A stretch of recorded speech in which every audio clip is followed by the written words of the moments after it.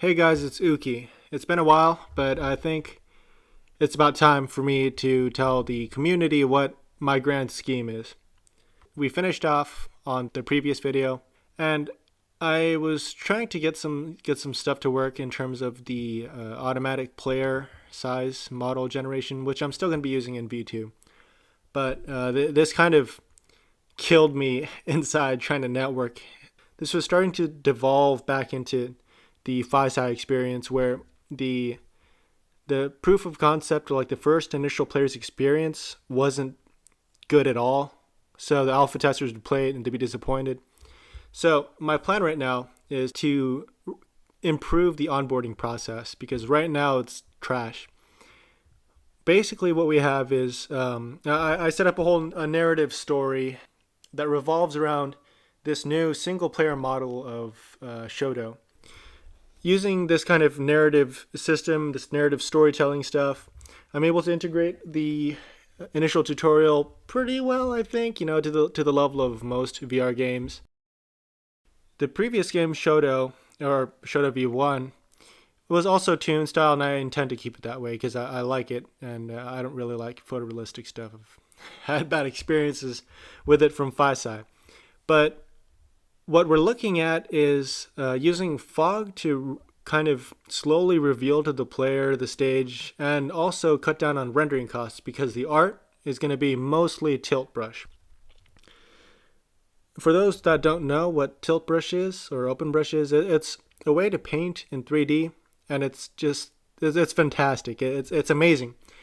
But one of the big drawbacks of it are it's really hard to use in a gaming context just because it's so expensive to render, especially in VR, which is when you can really enjoy the art the most. The reason being that, first of all, there's a lot of vertices, but primarily is the fact that when you paint stuff, you generally put on layers. But this is especially important in VR because if you don't overlay a small gap, you could see right through the 3D model. So what you end up with is it's like an onion in terms of how many layers it has, but all of those layers are being rendered. So you end up with this rendering problem called overdraw, which really kills your performance. Now, so this is why you don't see this art anywhere. For, what was it, like a month, 2 months? I took a while to first get what Google's code was for rendering this stuff and generating it from their tilt brush file. And I just stripped it all of that. I made it as efficient as possible. And then I threw it into the GPU. Because with strokes like tilt brush, the great thing about GPUs and what they do best at is doing some repeated tasks over and over again, but doing it all at once. So I could render each stroke in parallel, or I could draw each stroke in parallel, and that just makes things really, really fast. It's incredibly fast compared to the CPU. And you might ask just how fast, and after so much coding, there we go. Yeah, that's my first success. I was so happy. Because even just this one stroke, the effort to put CPU code, especially code written by someone else, into the GPU, it was a nightmare. This was terrible to write. But I was okay. I personally think this was one of the coolest things I've ever done. And let's see. You might ask, how much better is what I did compared to Google? And well, let's see. I did a performance check. Let me find where it was. Oh yeah, I beat Google by almost 70 times over. So what you're looking at here is the CPU rendering, and this is with all the excess stuff removed, as optimum as possible. And that's the code I turned into GPU code. The speed of this was 2 seconds to load the GPU or CPU version. The GPU version was 30 milliseconds, so way faster, and I was really, really happy. So I did some more complicated math GPU stuff, and what I was able to do is implement this level of detail stuff. So you see, you got spheres, capsules, and then cylinders, and I'm rendering a ridiculous number of these. There's so many. Anyways, basically what it's doing is spheres have a shit ton of vertices, capsules have a little less, and cylinders have like way less. But what it's doing is it's dynamically switching between these two based on how close I am to them, so that we're going back to the tilt brush stuff.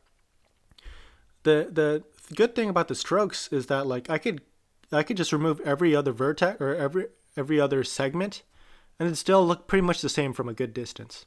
So that's basically what level of detail stuff is in a nutshell. After I went on that tangent, I came back to iron out what I want the first stage to look like. I came up with a storyboard and everything, and this is just one of the scenes I got. And what this showcases is being able to selectively choose a spot where you can see through the fog, but it kind of like fades out as if it was scratched out, or like a little bit of the fog was smudged away. So I can use this to direct the player's focus towards a certain spot, like, oh, maybe I should go there, or maybe something's gonna happen, maybe something's gonna explode here, I don't know. Anyways, yeah, some other stuff. I tried to find an artist to do the art. That didn't end up working, so I did the art myself, and honestly, it wasn't that bad. First, what I did was I modified my own version of the open brush tilt brush to work for my purposes. I didn't end up using this, which is kind of disappointing. But nevertheless, it's a pretty important rendering skill in terms of being able to do things a lot cheaper. Oh, right. So the new version of Shodo is going to have support for, or it's going to be using the new Unity's input system. This will work on like pretty much every VR platform. It'll even work on the Quest. With this came quite a bit of difficulties just in terms of controls. In picking up and throwing stuff, that was kind of screwed up. The physics of it was messed up. What was it? Oh, yeah.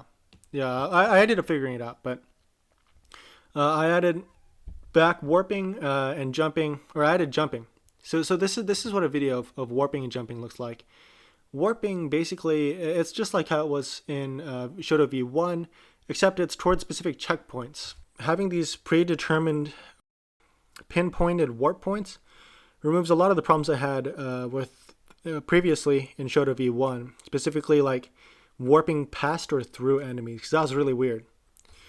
I re-implemented stylized shading. I played around with some yeah, it's sad because I didn't end up using this. I practiced drawing trees because I couldn't find someone to do it.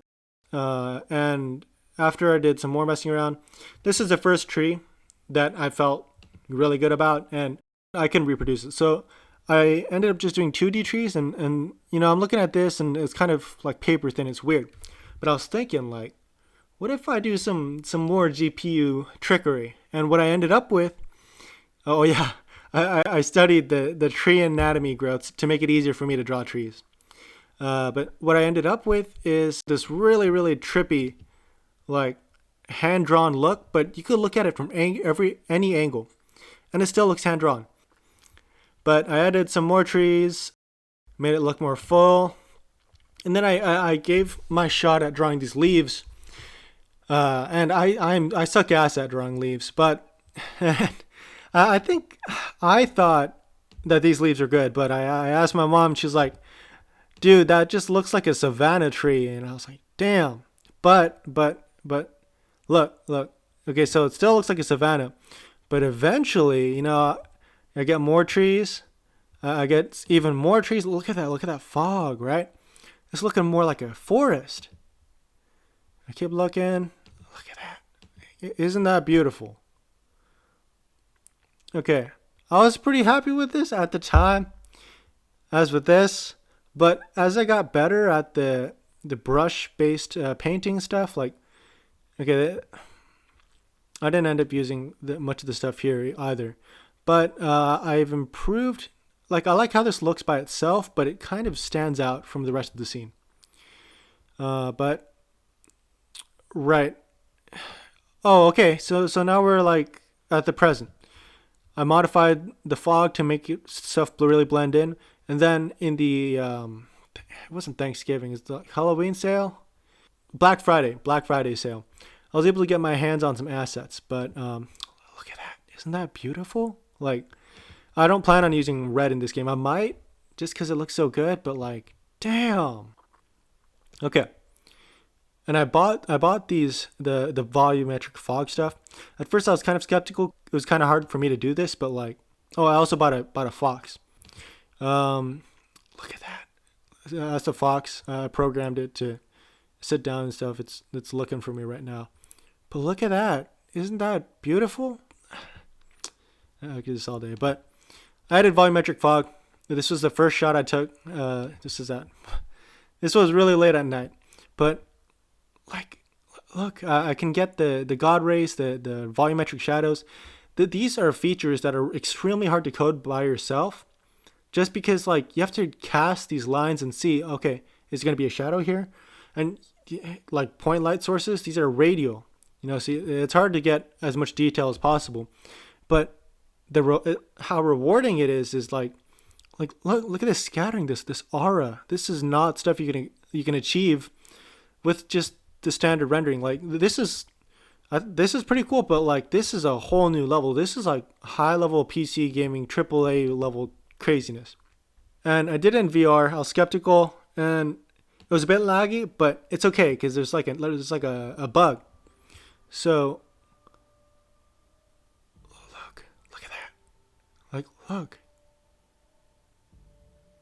look at that. Like the fog details. Like that is so. I can't get enough of this. Like, and this was really cool in VR because I'm just looking through, and I see these volumetric shadows going through. I see the fog, the mist, kind of hovering in the air. I was just mind blown, for good reason. I mean, this stuff is freaking awesome. And so I did some more volumetric fog stuff. I got this really nice shot. And then this is what I got today, and this is where I'm at. So I've replaced the tree stump with like a drawn tree stump. Look at that. Like, that is so cool. It just, I don't know, it makes me happy. And then this is where I left off. So I made a tilt brush version, a 3D painting version of the axe. I need to fix the log. So I've noticed, just like what I said, the fire kind of stands out from the rest of the art. So I got to figure that out. I'll figure it out. It's not that bad. But yeah, so that's what I have planned right now. That's the general update. I know this is a pretty long video, but I hope, thank you if you've stuck through this whole time. Oh, right, before I forget. So I plan on posting in Twitter, the pictures and stuff. I hope you enjoyed it, and stay tuned, I guess. Yeah. Bye.